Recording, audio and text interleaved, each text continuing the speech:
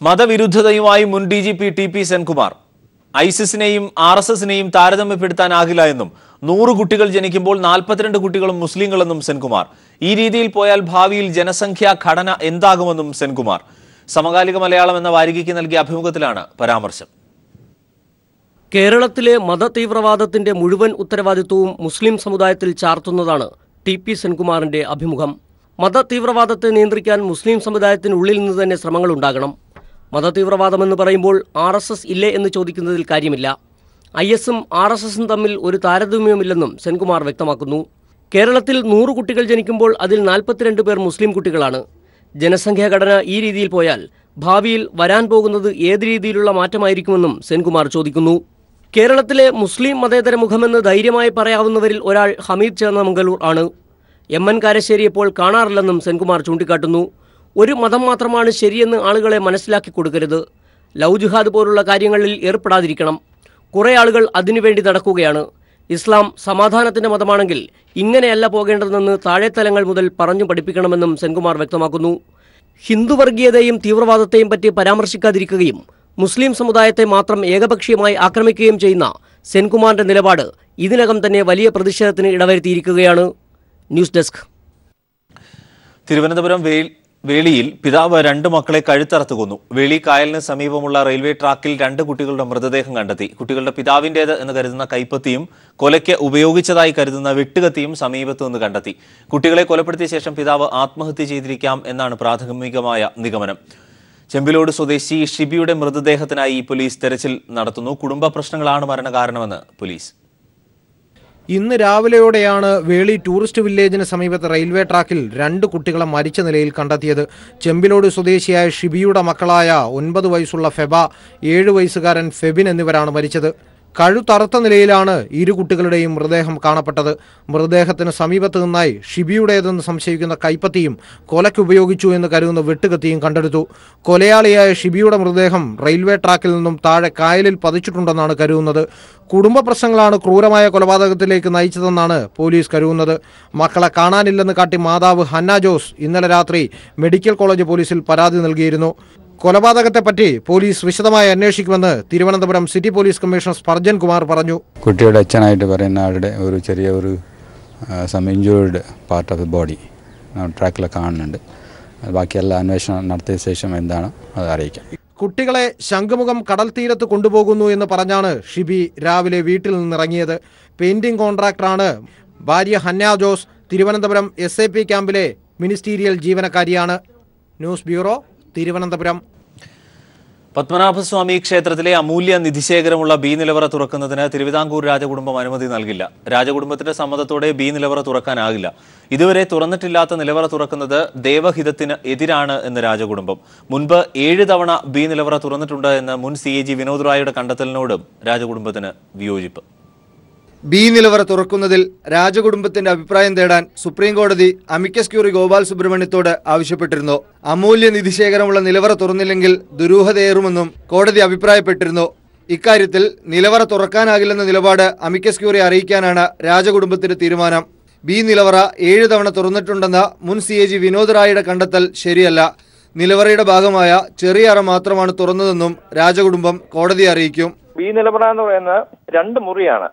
അതെ, അതിൽ ആദ്യത്തെ മുറി മാത്രമേ തുറന്നിട്ടുള്ളൂ. മെയിൻ ചേംബർ തുറന്നിട്ടില്ല. അത് നമ്മൾ സുപ്രീം കോടതിയിൽ പറയുന്നു. പിന്നെ അത് സുപ്രീം കോടതി ജഡ്ജിമാരുടെ തീരുമാനം പോലെ ഇരിക്കും. അംഗീകരിക്കുന്നതാണ് ഞങ്ങളുടെ എല്ലാവരും ഒരു വിശ്വാസം. കേസ് ഡേറ്റ് ഫിക്സ് ചെയ്യുന്നതനുസരിച്ച് നമ്മുടെ അഡ്വക്കേറ്റ്സ് സംസാരിച്ചിട്ട് ഞങ്ങൾ തീരുമാനിക്കും. ഇപ്പോഴേ കേസ് പോസ്റ്റ് ചെയ്തിട്ടില്ല. ചിദംബരം ക്ഷേത്രത്തില് ചിദംബര രഹസ്യം എന്ന് പറഞ്ഞ സാധനമാണ്. അപ്പൊ അതിൽ ആൾക്കാർക്ക് തുറന്ന് കാണുക അത് വർഷങ്ങളായിട്ട് രഹസ്യമായിട്ടിരിക്കുന്ന സാധനമാണ്.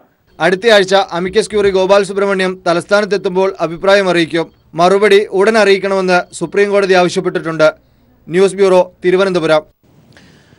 നാദർഷായെ ജയിലിൽ നിന്ന് താൻ വിളിച്ചിരുന്നുവെന്ന് പൾസർ സുനി സമ്മതിച്ചു. പോലീസ് ചോദ്യം ചെയ്യവെയാണ് സുനി ഇക്കാര്യം സമ്മതിച്ചത്. ജയിലിൽ മൊബൈൽ ഫോൺ ഉപയോഗിച്ച കേസിൽ സുനിയെയും സഹതടവുകാരെയും ജയിലിൽ എത്തിച്ച് തെളിവെടുത്തു. അതേസമയം നടിയെ ആക്രമിച്ച കേസിൽ ചലച്ചിത്ര മേഖലയിൽ നിന്നുള്ളവരുടെ മൊഴിയെടുക്കൽ തുടരുകയാണ്.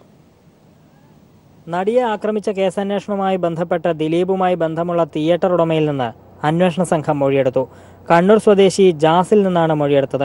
ദിലീപുമായുള്ള പരിചയം സംബന്ധിച്ച കാര്യങ്ങളാണ് അന്വേഷണ സംഘം ചോദിച്ചതെന്ന് മൊഴിയെടുക്കലിന് ശേഷം ജാസ് മാധ്യമങ്ങളോട് പറഞ്ഞു. കാര്യങ്ങൾ അന്വേഷിക്കാൻ വിളിച്ചതാണ് ആ കാര്യങ്ങൾ പറഞ്ഞത്. ഞാൻ തിയേറ്റർ ഉടമയാണ് കണ്ണൂര്. ഈ കേസുമായി ബന്ധപ്പെട്ട് എനിക്ക് അങ്ങനെ പരിചയമുണ്ട്. പരിചയം എങ്ങനെയാണ് അന്വേഷിക്കാൻ വിളിച്ചത്. ദിലീപിന് പരിചയമുണ്ട്. എന്താ പരിചയം? സിനിമാ മേഖലയിലുള്ളവർക്ക് പുറമെ റിയൽ എസ്റ്റേറ്റ് മേഖലയിലുള്ളവരുടെയും മൊഴിയെടുക്കുന്നുണ്ട്. ദിലീപിന്റെ ഫോൺ കോൾ രേഖകൾ കേന്ദ്രീകരിച്ചും അന്വേഷണം പുരോഗമിക്കുകയാണ്. ദിലീപിനെ തുടർച്ചയായി വിളിച്ചവരെ പ്രത്യേകം നിരീക്ഷിക്കുന്നുണ്ട്. അതേസമയം ജയിലിൽ ഫോൺ ഉപയോഗിച്ചതുമായി ബന്ധപ്പെട്ട കേസിൽ പൾസർ സുനിയെയും സഹതടവുകാരെയും കാക്കനാട് ജയിലിലെത്തിച്ച് തെളിവെടുപ്പ് നടത്തി. നാദർഷയെ വിളിച്ചതുൾപ്പെടെ ജയിലിൽ വെച്ച് ഫോൺ ചെയ്തത് സംബന്ധിച്ച മുഴുവൻ കാര്യങ്ങളും സുനി ചോദ്യം ചെയ്യലിൽ സമ്മതിച്ചു. പോലീസ് കസ്റ്റഡി കാലാവധി അവസാനിക്കുന്നതിനാൽ സുനിയെയും സഹതടവുകാരായ മറ്റു പ്രതികളെയും അടുത്ത ദിവസം കോടതിയിൽ ഹാജരാക്കും. News bureau, Kochi. സ്ത്രീവിരുദ്ധ പരാമർശം നടത്തിയെന്ന പരാതിയിൽ അമ്മ പ്രസിഡന്റ് ഇന്നസെന്റിനെതിരെ അന്വേഷണത്തിന് നിർദ്ദേശം നൽകിയതായി വനിതാ കമ്മീഷൻ അധ്യക്ഷ MC ജോസഫൈൻ പറഞ്ഞു. കമ്മീഷൻ ഡയറക്ടർ AU കുര്യാക്കോസ് അന്വേഷണം നടത്തും. സിനിമാ മേഖലയിൽ സ്ത്രീകൾ നേരിടുന്ന പ്രശ്നങ്ങൾ മനസ്സിലാക്കുന്നതിനായി സിനിമയിലെ വനിതാ സംഘടനാ കൂട്ടായ്മയുമായി ചർച്ച നടത്തുമെന്നും വനിതാ കമ്മീഷൻ അധ്യക്ഷ വ്യക്തമാക്കി. ഇന്നസെന്റിന്റെ പരാമർശത്തെ സംബന്ധിച്ച് പത്രത്തിൽ അതിനെ തുടർന്ന് അതിലെ വിശദാംശങ്ങൾ അന്വേഷിച്ച് വേണ്ട നടപടി സ്വീകരിക്കാം. ഞങ്ങളുടെ സംബന്ധിച്ച് നമുക്ക് പരാതി സ്വമേധയാ എടുക്കാം. അപ്പോൾ ആ വിധത്തിൽ പരിശോധിച്ച് വേണ്ടത് ചെയ്യണമെന്ന് ഞാൻ ഡയറക്ടർ ഉണ്ടല്ലോ, ഞങ്ങൾക്ക് പോലീസ് ഓഫീസറാണല്ലോ, നിർദ്ദേശം കൊടുത്തിട്ടുണ്ട്. നടപടി എന്ന് വെച്ചാൽ ഇനിയിപ്പം ഈ അവരുടെ വിമൻ കളക്റ്റീവ് സിനിമ അവർ ഞാനുമായിട്ട് കൂടിക്കാണാനിരിക്കുകയാണ്. അവരുമായിട്ട് കൂടിക്കണ്ടതിന് ശേഷം 12-ാം തീയതി 13-ാം തീയതി തിരുവനന്തപുരത്ത് വെച്ച് പത്രസമ്മേളനം നടത്തും. അതിൻ്റെ വിശദാംശങ്ങൾ കിട്ടി അവരുടെ നിലപാടുകളാണ്, അവർക്ക് ചില നിർദ്ദേശങ്ങളുണ്ടെന്നൊക്കെയാണ് എൻ്റെ അടുത്ത് പറഞ്ഞത്. ഭീകരരാഷ്ട്രമായ ഇസ്രായേലിനെ തന്ത്രപ്രധാന പങ്കാളിയാക്കിയ BJP സർക്കാരിന്റെ വിദേശ നയത്തിൽ പ്രതിഷേധിച്ച CPM നേതൃത്വത്തിൽ പ്രതിഷേധ പരിപാടികൾ സംഘടിപ്പിക്കും. ജൂലൈ 19-ന് എല്ലാ ജില്ലാ ഏരിയ കേന്ദ്രങ്ങളിലും പ്രതിഷേധ പരിപാടികൾ സംഘടിപ്പിക്കും. ഇന്ത്യയുടെ പ്രഖ്യാപിതമായ വിദേശ നയത്തെ BJP കുഴിച്ചുമൂടിയതായി CPIM കുറ്റപ്പെടുത്തി. ഇസ്രായേലുമായുള്ള എല്ലാ സുരക്ഷാ സൈനിക സഹകരണവും ഇന്ത്യ അവസാനിപ്പിക്കണം എന്നാവശ്യപ്പെട്ടാണ് CPIM പ്രതിഷേധം സംഘടിപ്പിക്കുന്നത്. ഇന്ത്യയിലുള്ള ചൈനീസ് പൗരന്മാർക്ക് മുന്നറിയിപ്പുമായി ചൈന. ഇന്ത്യയിലെ അനാവശ്യ യാത്രകൾ ഒഴിവാക്കണം, സ്വയം സുരക്ഷ ഉറപ്പാക്കണം എന്നും ചൈന പൗരന്മാർക്കായി നൽകിയ മുന്നറിയിപ്പിൽ വ്യക്തമാക്കുന്നു. ഇരു രാജ്യങ്ങളും തമ്മിൽ അതിർത്തി തർക്കം രൂക്ഷമായ സാഹചര്യത്തിലാണ് ചൈനയുടെ മുന്നറിയിപ്പ്. അതേസമയം അസാധാരണമായ മുന്നറിയിപ്പല്ല എന്ന് ഇന്ത്യൻ നയതന്ത്ര ഉദ്യോഗസ്ഥർ പ്രതികരിച്ചു. സന്തോഷ് സർലിംഗ് ചേരുന്നു. സന്തോഷ്, ഈ അസാധാരണമായ മുന്നറിയിപ്പാണോ വിദേശകാര്യ മന്ത്രാലയം നിഷേധിക്കുന്നുണ്ട് എങ്കിലും? തീർച്ചയായും അരുൺ, കാരണം ഇപ്പോഴാകട്ടെ സിക്കിം സെക്ടറിലെ ദോക്ല അതിർത്തിയിൽ ഇന്ത്യയും ചൈനയും നേർക്കുനേർ നിൽക്കുകയാണ്. ചൈന സൈനിക വിന്യാസം അടക്കം ഈ മേഖലയിൽ നടത്തിയെന്ന വാർത്തകൾ പുറത്തു വരുന്നു. അതിന് പിന്നാലെയാണ് ദില്ലിയിലെ ചൈനീസ് എംബസിയിൽ നിന്ന് ഇത്തരത്തിലുള്ള ഒരു വാർണിംഗ് മുന്നറിയിപ്പ് പുറത്തിറങ്ങിയിരിക്കുന്നത്. അത് എന്തായാലും സാധാരണ ഒരു സാഹചര്യമല്ല എന്ന് തന്നെ പറയേണ്ടി വരും. ഈ മുന്നറിയിപ്പിൽ ചൈന എടുത്തു പറയുന്നത് ഇന്ത്യയിലുള്ള ചൈനീസ് പൗരന്മാർ ജാഗ്രത പാലിക്കണം, സ്വയം സുരക്ഷ എവിടെ പോയാലും ഉറപ്പുവരുത്തണം, അനാവശ്യ യാത്രകൾ ഇന്ത്യക്കുള്ളിൽ നടത്തുന്നുണ്ടെങ്കിൽ അത് ഒഴിവാക്കണം എന്നും ആവശ്യമുണ്ടെങ്കിൽ മാത്രം യാത്ര നടത്തിയാൽ മതിയെന്നുമാണ് ഇപ്പോൾ ചൈന ഈ മുന്നറിയിപ്പിൽ പറയുന്നത്. ഇത് പുറത്തിറങ്ങിയതിനു ശേഷം ഈ ഇന്ത്യയുടെ വിദേശകാര്യ മന്ത്രാലയം എന്തായാലും ഔദ്യോഗികമായി പ്രതികരിച്ചിട്ടില്ല. പക്ഷെ അനൌദ്യോഗികമായി ഇന്ത്യൻ നയതന്ത്ര ഉദ്യോഗസ്ഥർ ഇക്കാര്യത്തിൽ പറഞ്ഞിരിക്കുന്നത് ഇതെന്തായാലും ഒരു അസാധാരണ പ്രശ്നമായി കാണേണ്ടതില്ല. സാധാരണ എംബസികൾ ഇത്തരത്തിൽ സ്വന്തം പൗരന്മാർക്ക് നിർദ്ദേശങ്ങൾ നൽകിക്കൊണ്ട് മുന്നറിയിപ്പുകൾ പുറത്തിറക്കാറുണ്ട് എന്നാണ് പറയുന്നത്. പക്ഷേ പ്രശ്നങ്ങൾ കഴിഞ്ഞ 3 ആഴ്ചയായി നിലനിൽക്കുന്നത് നേരത്തെ നയതന്ത്ര തലത്തിലേക്ക് പോയിരുന്നു. അതിപ്പോൾ ഇന്ത്യയിൽ ഇത്തരത്തിലൊരു എംബസി തന്നെ ഇത്തരത്തിലൊരു മുന്നറിയിപ്പ് ഇറക്കുന്ന രീതിയിലേക്ക് കാര്യങ്ങൾ പോവുകയാണ്. കഴിഞ്ഞ ദിവസം G20 ഉച്ചകോടിയിൽ നരേന്ദ്രമോദിയും ചൈനീസ് പ്രസിഡന്റ് ഷീ ജിൻപിങ്ങും ഹസ്തദാനം നടത്തിയിരുന്നു. പക്ഷേ ഏതെങ്കിലും നയതന്ത്ര ചർച്ചകളൊന്നും നടത്തിയില്ല. പ്രശ്നങ്ങൾ പക്ഷെ കുറച്ചെങ്കിലും തണുക്കും എന്നാണ് കരുതിയിരുന്നത്. ഈ മുന്നറിയിപ്പാകട്ടെ ചൈന എന്തായാലും നിലപാട് കടുപ്പിക്കുന്നു എന്ന് തന്നെയാണ് കരുതേണ്ടത്. സന്തോഷ്, ദില്ലിയിൽ നിന്ന്. യുവാവിന് എയ്ഡ്സ് ആണ് എന്ന് തെറ്റായ പരിശോധനാ ഫലം നൽകിയ കോഴിക്കോട് മെഡിക്കൽ കോളേജിന് സമീപത്തെ അലിയ ലാബ് പോലീസ് പൂട്ടിച്ചു. ഡിവൈഎഫ്ഐ പ്രവർത്തകർ നടത്തിയ ഉപരോധത്തെ തുടർന്നാണ് മെഡിക്കൽ കോളേജ് പോലീസിന്റെ നടപടി. സംഭവം PPTV ഇന്നലെ റിപ്പോർട്ട് ചെയ്തിരുന്നു. ഹീമോഫീലിയ ബാധിച്ച് കോഴിക്കോട് മെഡിക്കൽ കോളേജ് ആശുപത്രിയിൽ ചികിത്സയ്ക്കെത്തിയ മലപ്പുറം സ്വദേശിയായ യുവാവിനാണ് ആലിയ ലാബ് എയ്ഡ്സ് ബാധയെന്ന് സ്ഥിരീകരിച്ചത്. രക്തപരിശോധനയിൽ HIV അളവ് 5.32 എന്നായിരുന്നു പരിശോധനാ ഫലം. വീണ്ടും നടത്തിയ പരിശോധനയിൽ ആദ്യ ഫലം തെറ്റാണെന്ന് തെളിഞ്ഞു. തെറ്റായ പരിശോധനാ ഫലം നൽകിയ ലാബിനെതിരെ നടപടി ആവശ്യപ്പെട്ട് ഡിവൈഎഫ്ഐ നേതൃത്വത്തിലാണ് ഉപരോധം സംഘടിപ്പിച്ചത്.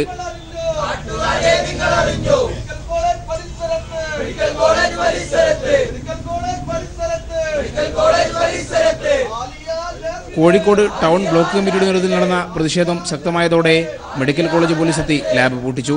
യുവാവിന്റെ പിതാവ് ലാബിനെതിരെ നടപടി ആവശ്യപ്പെട്ട് മുഖ്യമന്ത്രിക്കടക്കം പരാതി നൽകിയിരുന്നു. ആലിയ ലാബിലെ പരിശോധനയിൽ അസ്വാഭാവികത തോന്നിയ ഡോക്ടർ വീണ്ടും രക്തപരിശോധനയ്ക്ക് നിർദ്ദേശിച്ചു. ഇതേ തുടർന്ന് മെഡിക്കൽ കോളേജിലടക്കം 3 ഇടങ്ങളിൽ നടത്തിയ രക്തപരിശോധനയിൽ HIV നെഗറ്റീവാണെന്ന് സ്ഥിരീകരിച്ചു. കോഴിക്കോട് ജില്ലയിലെ പ്രമുഖ കോൺഗ്രസ് നേതാവിന്റെ മരുമകന്റേതാണ് Aliya lab. News bureau, Kozhikode. GSTയിൽ മുന്നൊരുക്കങ്ങൾ വേണമായിരുന്നുവെന്ന മന്ത്രി AC മൊയ്തീൻ. GST ഏതൊക്കെ മേഖലയെ ബാധിക്കും എന്നതിനെക്കുറിച്ചുള്ള പ്രത്യേക പഠനം നടക്കുന്നു. അതിനുശേഷം ആശങ്കകൾ പരിഹരിക്കുമെന്നും AC മൊയ്തീൻ കോഴിക്കോട് പറഞ്ഞു. ചില ഇനങ്ങളുടെ GST നിരക്കുകളെ സംബന്ധിച്ചിട്ടുള്ള ആക്ഷേപം വരുന്നുണ്ട്. ഞങ്ങളതിന് വ്യവസായ വാണിജ്യ വകുപ്പ്, വ്യാപാരികളുടെയും പ്രശ്നങ്ങൾ ചിലത് വരുന്നുണ്ട്. വ്യവസായ വാണിജ്യ വകുപ്പ് ഏതൊക്കെ മേഖലയിലാണ് അത്തരം പ്രശ്നങ്ങൾ നേരിടുന്നത് ഇപ്പോൾ ഒരു പഠനം നടന്നുകൊണ്ടിരിക്കുകയാണ്. ധനകാര്യമന്ത്രി നേരിട്ട് പ്രത്യേക വിഭാഗങ്ങൾ വിളിച്ച് ഇതിൻ്റെ ചർച്ച പരിഹാരം കാണാനുള്ള മാർഗ്ഗങ്ങൾ സ്വീകരിക്കുന്നുണ്ട്. വ്യവസായ വാണിജ്യ മേഖലയിൽ ഉണ്ടാകുന്ന പ്രശ്നങ്ങൾ ഈ പഠനത്തിൻ്റെ അടിസ്ഥാനത്തിൽ ഞങ്ങൾ അത്തരം ആളുകളുടെ സംഘടനകളുമായി കൂടിയാലോചിച്ച് പ്രശ്നപരിഹാരത്തിന് സംസ്ഥാന ഗവൺമെൻറ് എന്നുള്ള നിലയ്ക്കുള്ള ഇടപെടലുകൾ നടത്തണം എന്നുള്ളതാണ് ഉദ്ദേശിക്കുന്നത്. GST നിലവിൽ വന്നതോടെ അവശ്യ സാധനങ്ങളുടെ വിപണി വില നിയന്ത്രിക്കാൻ കർശന നടപടിയുമായി സർക്കാർ. സപ്ലൈകോ സാധനങ്ങൾക്ക് വില കുറച്ച സർക്കാർ പൊതുവിപണിയിലെ വിലക്കയറ്റം തടയാൻ പരിശോധന കർശനമാക്കാനും തീരുമാനം.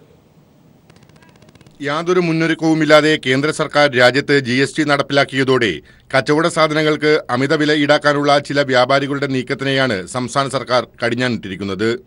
പുതിയ നികുതി സമ്പ്രദായത്തിൽ വിലയിൽ കുറവ് വന്ന സാധനങ്ങൾക്ക് വില കുറച്ച് വിൽക്കാൻ സിവിൽ സപ്ലൈസ് കോർപ്പറേഷൻ തീരുമാനിച്ചതോടെ മറ്റു വ്യാപാരികളും അവശ്യ സാധനങ്ങൾക്ക് വില കുറയ്ക്കേണ്ട സാഹചര്യമാണുള്ളത്. പുതിയ നിരക്കനുസരിച്ച് വില കുറഞ്ഞ സാധനങ്ങളുടെ പട്ടികയിൽ പ്രധാനപ്പെട്ടവ ഇവയാണ്. ഗ്രീൻ പീസ് 38 രൂപയിൽ നിന്നും 2 രൂപ കുറഞ്ഞ് 36 രൂപയും, കടുക് 58, റാഗി 36, ചെറുപയർ 69, സാമ്പാർ പരിപ്പ് 70, ഉഴുന്നുപരിപ്പ് 74, പച്ചരി 26 രൂപ 50 പൈസയും കടലയ്ക്ക് 74 രൂപയുമാകും പുതിയ സപ്ലിക്കോ നിരക്കുകൾ. സർക്കാരിന്റെ നടപടി അതുകൊണ്ട് തന്നെ ജനങ്ങൾ വലിയ പ്രതീക്ഷയോടെയാണ് നോക്കിക്കാണുന്നത്. വരും ദിവസങ്ങളിൽ സംസ്ഥാനത്ത് വ്യാപകമായി വിലപരിശോധന നടത്തുവാനും വകുപ്പുകൾക്ക് സർക്കാർ നിർദ്ദേശം നൽകിയിട്ടുണ്ട്. News bureau, Thiruvananthapuram. യുവമോർച്ച പാലക്കാട് ജില്ലാ സെക്രട്ടറി സജിൻ രാജ് തിരുവനന്തപുരത്ത് പൊള്ളലേറ്റ് മരിച്ച സംഭവത്തിൽ അന്വേഷണ സംഘം ഇന്ന് ഒറ്റപ്പാലത്തെത്തി. സജിൻ രാജിന്റെ മരണം കൊലപാതകമാണ് എന്ന് ബന്ധുക്കൾ സംശയം ഉന്നയിച്ചതിനെ തുടർന്നാണ് കൂടുതൽ അന്വേഷണത്തിനായി സംഘം ഒറ്റപ്പാലത്തെത്തിയത്. RJD നേതാവ് ലലു പ്രസാദ് യാദവിന്റെ മകളുടെ വീടുകളിൽ എൻഫോഴ്സ്മെന്റ് ഡയറക്ടറേറ്റ് റെയ്ഡ് നടത്തി. റെയിൽവേ ടെൻഡറിലെ തിരിമറി കേസിലാണ് റെയ്ഡ്. അതേസമയം CBI നടപടിയുടെ പശ്ചാത്തലത്തിൽ ബീഹാറിലെ രാഷ്ട്രീയ സമവാക്യങ്ങളിലും മാറ്റം വരുന്നു.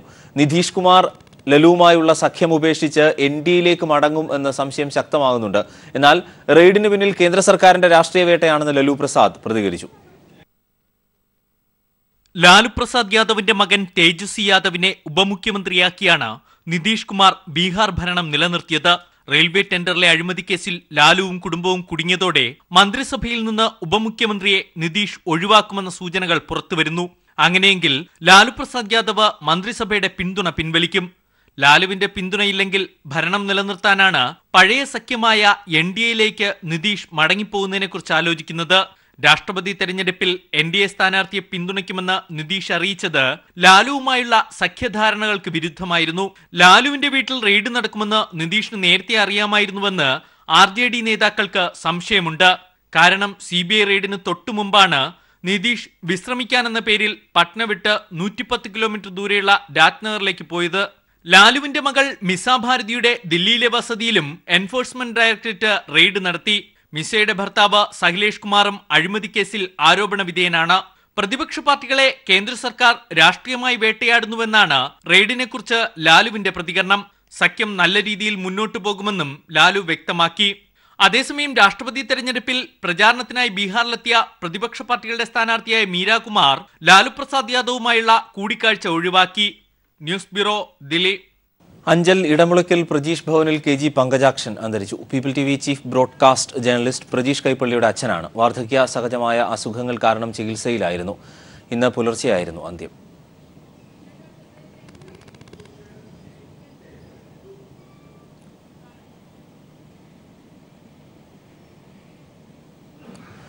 നിർമ്മാണ രംഗത്തെ പ്രമുഖ ബ്രാൻഡായ കെൻസ TMT സ്റ്റീൽ ബാസിന്റെ 25ാം വാർഷിക ആഘോഷങ്ങൾ കോഴിക്കോട് നടന്നു. വ്യവസായ വകുപ്പ് മന്ത്രി AC മൊയ്തീൻ ചടങ്ങ് ഉദ്ഘാടനം ചെയ്തു. കെൻസയുടെ ഔദ്യോഗിക വെബ്സൈറ്റ് ലോഞ്ചും ചടങ്ങിൽ നടന്നു. കെൻസയുടെ മികച്ച ഡീലർമാർക്കുള്ള പുരസ്കാരങ്ങൾ ബ്രാൻഡ് അംബാസഡർ സിനിമാ താരം സിദ്ദിഖ് വിതരണം ചെയ്തു. Kensa chairman PK Moideen Koya, executive director Hafeezulla, PK Kunhalikutty MP എന്നിവരും ചടങ്ങിൽ പങ്കെടുത്തു. കേരള സ്റ്റേറ്റ് വെയർഹൌസിംഗ് കോർപ്പറേഷന്റെയും കൊല്ലം കോർപ്പറേഷന്റെയും സഹകരണത്തോടെ കൊതുക് നിവാരണത്തിന്റെ ജില്ലാതല ഉദ്ഘാടനം മുളങ്കാടകം ഡിവിഷനിൽ കൊല്ലം MLA മുകേഷ് നിർവഹിച്ചു. Corporation councillor Aneppil doctor C സുജിത്തിന്റെ അധ്യക്ഷതയിൽ ചേർന്ന യോഗത്തിൽ ജില്ലാ പ്ലാനിംഗ് ബോർഡ് അംഗം M Viswanathan, Kerala state warehousing corporation zonal marketing and vigilance manager A Saleela, G Balakrishnan Nair തുടങ്ങിയവർ സംസാരിച്ചു. ITL travels director PA Muhammad അന്തരിച്ചു. പരേതരായ പനന്തറയിൽ അഹമ്മദ് ഹാജിയുടെയും മറിയുമ്മയുടെയും മകനാണ്. പാലക്കാട് മങ്കര സ്വദേശിയാണ്. ഷജീനയാണ് ഭാര്യ. മുഹമ്മദ് മൂസിൻ, മുഹമ്മദ് ജമീഷ് എന്നിവർ മക്കളാണ്. അബൂബക്കർ ബഷീർ, കബീർ, ഡോക്ടർ സിദ്ദിഖ് അഹമ്മദ് എന്നിവർ സഹോദരങ്ങളാണ്. ഖബറടക്കം ശനിയാഴ്ച 4-ന് മങ്കര കാരാട്ടുപറമ്പ് ജുമാ മസ്ജിദ് ഖബറിസ്ഥാനിൽ നടന്നു.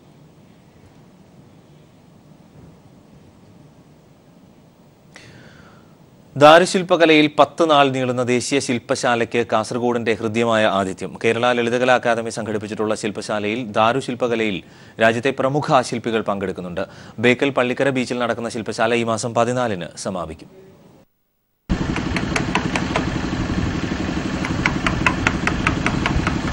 കാസർകോട്ടെ ബേക്കൽ പള്ളിക്കര ബീച്ചിൽ രാജ്യത്തെ പ്രശസ്തരായ ശില്പികളുടെ സംഗമമാണിപ്പോൾ. 10 നാൾ നീളുന്ന ദേശീയ ശില്പശാലയിൽ മലയാളികൾ ഉൾപ്പെടെ 15 ശില്പികളാണ് പങ്കെടുക്കുന്നത്. കേരള ലളിതകലാ അക്കാദമിയാണ് നടാടെ ഇങ്ങനെയൊരു സംരംഭത്തിന് വേദിയൊരുക്കിയത്. ലളിതകലാ അക്കാദമി അംഗം രവീന്ദ്രൻ തൃക്കരിപ്പൂർ. ഇത്രയും വലിയൊരു ക്യാമ്പ് കേരള ലളിതകലാ അക്കാദമിയുടെ ചരിത്രത്തിൽ നടത്തിയിട്ടില്ല. ദാരുശില്പകലയുടെ കുലപതികളായിട്ടുള്ള ശില്പികളാണ് ഇവിടെ ഉള്ളവരൊക്കെ തന്നെ. കുമ്പിൾത്തടികളിൽ ഇപ്പോൾ ശില്പികൾ വ്യത്യസ്തങ്ങളായ ശില്പങ്ങൾക്ക് രൂപം നൽകി വരികയാണ്. മനോഹരമായ പള്ളിക്കര ബീച്ചിൽ ഇത്തരമൊരു ശില്പശാല സംഘടിപ്പിച്ചതിൽ ആനന്ദം പങ്കുവെക്കുകയാണ് ശില്പികൾ. നല്ല ഒരു അനുഭവമാണ്. കാരണം നമ്മളെ പോലത്തെ ശില്പികൾക്കെല്ലാം ഇതുപോലെ ഒരു ചാൻസ് വേറെ കിട്ടില്ല. ಇಲ್ಲಿ ಬಹಳ ಚೆನ್ನಾಗಿದೆ. ನಮಗೆ ಜಾಗ ಚೆನ್ನಾಗಿದೆ, ಹೊಸ ಅನುಭವ. ഉത്തരേന്ത്യൻ സംസ്ഥാനങ്ങളിൽ നിന്നുള്ള ശില്പികളും ശില്പശാലയിൽ സജീവ സാന്നിധ്യമാണ്. कलाकार को मिलना चाहिए जगह काम करने की, उस तरह के बहुत अच्छा है. मतलब മലയാളിയായ EG ചിത്രയാണ് ഏക വനിതാ ശില്പി. ഇവിടെ എല്ലാവരും സീനിയർ ആർട്ടിസ്റ്റുകളാണ്. അവരോട് എന്നെ വിളിച്ചതിൽ വളരെ സന്തോഷമുണ്ട്. കഥാകൃത്ത് T പത്മനാഭനാണ് ശില്പശാല ഉദ്ഘാടനം ചെയ്തത്. അനുബന്ധ സാംസ്കാരിക പരിപാടികളും സംഘടിപ്പിച്ചിട്ടുണ്ട്. News bureau, Kasaragod. 4.5 സെന്റ് ഭൂമി റീസർവേ ചെയ്യാൻ 3 വർഷമായി കാത്തിരിക്കുകയാണ് തിരുവനന്തപുരം മങ്കാട്ടുകടവ് സ്വദേശി വത്സമ്മ. കൂലിവേല ചെയ്ത് ഒരു ജന്മം കൊണ്ടുണ്ടാക്കിയ തന്റെ സമ്പാദ്യം അളന്നു നൽകാൻ കാട്ടാക്കട താലൂക്ക് ഓഫീസ് കയറിയിറങ്ങി തളർന്ന നീതിക്കായി കൈനീട്ടുകയാണ് ഇവർ. സ്വന്തമായുള്ള 4.5 സെന്റ് വസ്തു അയൽവാസിയായ BJP നേതാവ് മതിലുകെട്ടി തിരിച്ചതോടെയാണ് പ്രശ്നങ്ങളുടെ തുടക്കം. അയൽവാസി തന്റെ ഭൂമി കയ്യേറിയെന്ന് കാട്ടി പഞ്ചായത്തിലും വില്ലേജിലും പോലീസ് സ്റ്റേഷനിലുമെല്ലാം വത്സമ്മ പരാതി നൽകിയെങ്കിലും പഞ്ചായത്ത് അധികൃതരോ വില്ലേജ് ഓഫീസ് അധികാരികളോ വത്സമ്മയുടെ പരാതിയിന്മേൽ വേണ്ടത്ര നടപടി സ്വീകരിക്കുവാൻ തയ്യാറായില്ല. എന്നാൽ സ്ഥലം പരിശോധിച്ച പോലീസ് വസ്തു അളന്ന് തിട്ടപ്പെടുത്തിയാൽ മതിലിടിച്ചു മാറ്റി വേണ്ടത് ചെയ്യാമെന്ന നിർദ്ദേശം നൽകി. തുടർന്നാണ് 2014-ൽ വത്സമ്മ കാട്ടാക്കട താലൂക്ക് ഓഫീസിൽ തന്റെ ഭൂമി റീസർവേ ചെയ്തു നൽകണമെന്നാവശ്യപ്പെട്ട് അപേക്ഷ നൽകിയത്. എന്നാൽ വർഷം 3 കഴിഞ്ഞിട്ടും ഒരു നടപടിയും സ്വീകരിക്കുവാൻ താലൂക്ക് അധികൃതർ ഇതുവരെ തയ്യാറായില്ല. 14 എന്നെ കൊണ്ട് റീസർവേയുടെ പൈസ അടപ്പിച്ചു. പക്ഷേ ഇതുവരെ അവിടെ നിന്ന് ആരും വന്നിട്ടില്ല. പഞ്ചായത്ത് പരാതി കൊടുത്ത് അവരാരും എടുക്കുന്നില്ല, അവരാരും ഇത് ഉൾക്കൊള്ളുന്നില്ല. 3 വർഷം കഴിഞ്ഞെങ്കിലും വത്സമ്മ വീണ്ടും ഈ വർഷം ജൂൺ 15-നും റീസർവേ ചെയ്യണമെന്നാവശ്യപ്പെട്ട് കാട്ടാക്കട താലൂക്ക് ഓഫീസിനെ സമീപിച്ചു. ദിവസങ്ങൾ കഴിഞ്ഞിട്ടും താലൂക്ക് ഓഫീസ് അധികാരികൾ വത്സമ്മയുടെ വസ്തുവിലേക്ക് തിരിഞ്ഞു നോക്കുകയോ അളന്നു തിട്ടപ്പെടുത്തുവാനോ തയ്യാറായിട്ടില്ല. എന്റെ പരാതി ആരും കേൾക്കുന്നില്ല. എന്റെ 30 വർഷത്തെ കഠിനാധ്വാനമാണ് ഈ കിടക്കുന്നത്. എനിക്ക് ഭർത്താവില്ല, എന്നെ സംരക്ഷിക്കാൻ. ആ മക്കൾ ഒരു മോനുള്ള ഹാർട്ട് പേഷ്യൻ്റാണ്. സ്വന്തമായൊരു കിടപ്പാടം പോലും ഇല്ലാത്ത വത്സമ്മയ്ക്ക് ഈ പ്രായത്തിൽ വീട്ടുവേല ചെയ്ത് കിട്ടുന്ന തുച്ഛമായ വരുമാനമാണ് ഏക ജീവിതമാർഗം. വർഷങ്ങൾക്ക് മുമ്പ് ഭർത്താവ് മരിച്ച വത്സമ്മ സ്വന്തം ഭൂമിയിൽ ഒരു കൂര വെക്കാനുള്ള നെട്ടോട്ടത്തിലാണ്. എന്നാൽ റീസർവേ ചെയ്ത് കിട്ടാത്തതിനാൽ ഒരു വീടെന്ന സ്വപ്നവും ഇതുവരെയും നിറവേറ്റാൻ കഴിഞ്ഞിട്ടില്ല ഇവർക്ക്. വികസന പ്രവർത്തനങ്ങൾ പ്രാവർത്തികമാക്കി സർക്കാർ മുന്നേറുമ്പോൾ ചില ഉദ്യോഗസ്ഥരുടെ ഇത്തരം ഇടപെടലുകൾ സാധാരണക്കാരായ ജനങ്ങൾക്ക് വൻ ഭീഷണി തന്നെയാണ്. ക്യാമറമാൻ അഖിലേഷിനൊപ്പം റിനു ശ്രീധർ, പീപ്പിൾ TV.